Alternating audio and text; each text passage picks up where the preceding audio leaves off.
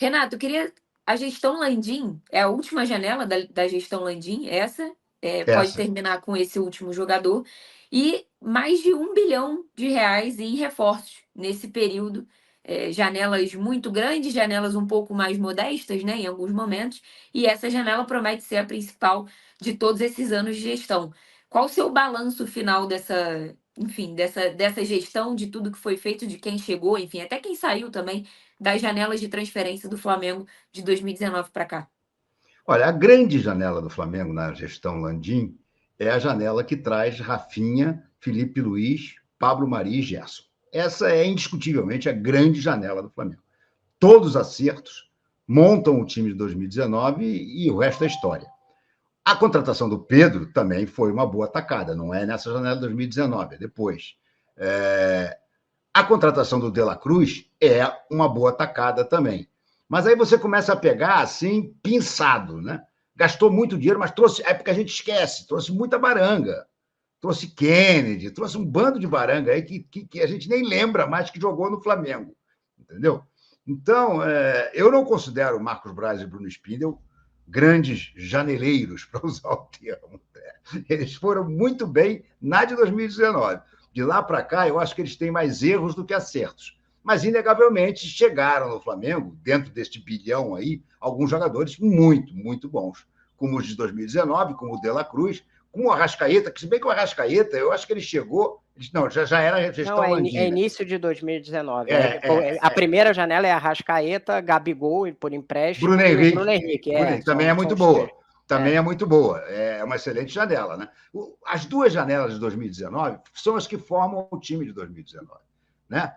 Bruno Henrique, Arrascaeta e Gabigol começam a dar corpo ao time que se encaixa totalmente com a janela do meio do ano. Nós nunca mais tivemos essa, vamos assim dizer, junção de duas janelas montando um time espetacular. Mas considero que as janelas desse ano, vamos esperar um pouquinho, essa turma do segundo semestre, mas podem ser muito boas. Podem ser muito boas. Vamos ver agora. Com certeza, é porque eu não tenho de cabeça aqui. Eu acho que esse é o tipo da matéria até legal para o UOL fazer. Todos os contratados nesse bilhão. A Amanhã gente... vai sair no UOL. Estou fazendo essa Que bom, tá vendo? Tá vendo? Ela pediu para a gente comentar antes dela publicar a matéria para a gente ter os dados, tá vendo, Renato? Olha que modelagem da Luísa fazendo. Tá ótimo. É a matéria que, se eu ainda tivesse de editor de esporte, como nos velhos tempos, eu pautaria direto. Digo, gente, 1 bilhão, vamos botar todos, enquanto é que for, entendeu?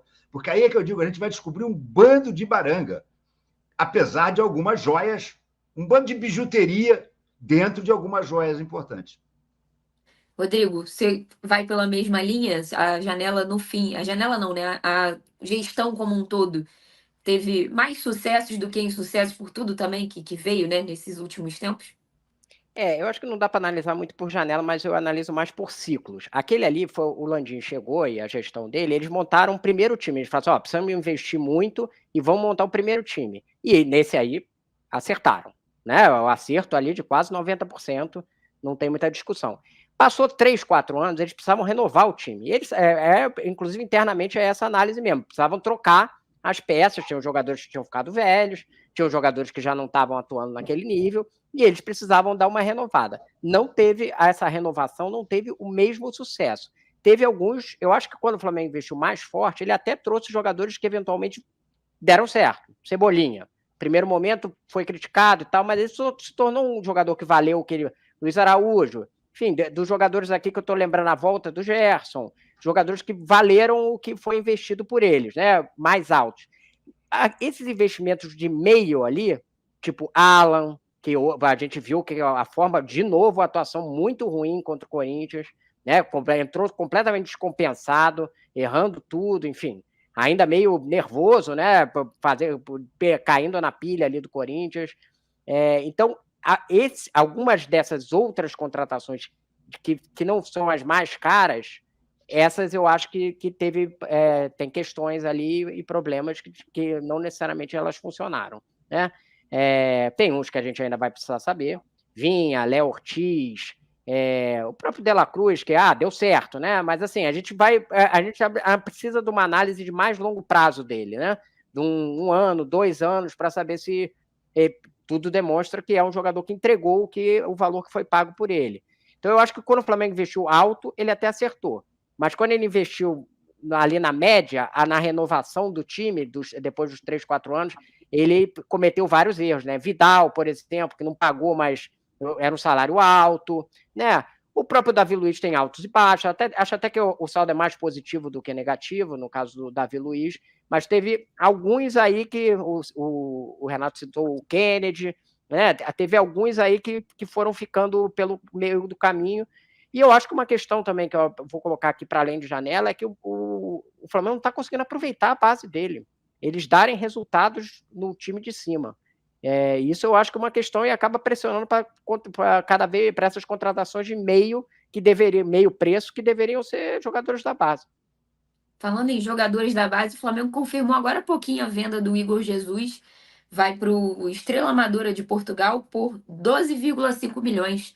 Então, o Flamengo vende 50%, ainda pode vender a outra parte, né, dos direitos econômicos.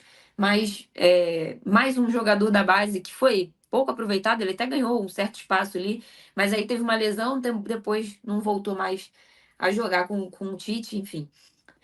O Thiago Castro falou: pior foram os treinadores. De fato, eu acho que o Flamengo, depois do Jesus, foi uma catástrofe com escolhas de treinadores. Vamos ver se o Tite, depois dessa instabilidade, vai conseguir no final do ano sair dessa lista aí e ser um respiro. Acho que o Dorival também, né, por motivos óbvios, também entra nessa lista de acertos O da Tite é o gestão, primeiro mas que vai foram completar muitos um ano erros, depois de Jesus, né?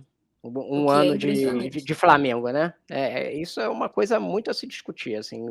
É o primeiro que vai completar um ano. E aí, beleza, as questões do Renato, da torcida e tal, que a gente está colocando. Mas os técnicos têm que ter um ano para mostrar. Aí você pode falar, como o Renato está criticando, eu tenho uma posição um pouco diferente, mas enfim, a gente pode fazer uma análise do trabalho dele. Os caras ficam 3, 4 meses e são bicados.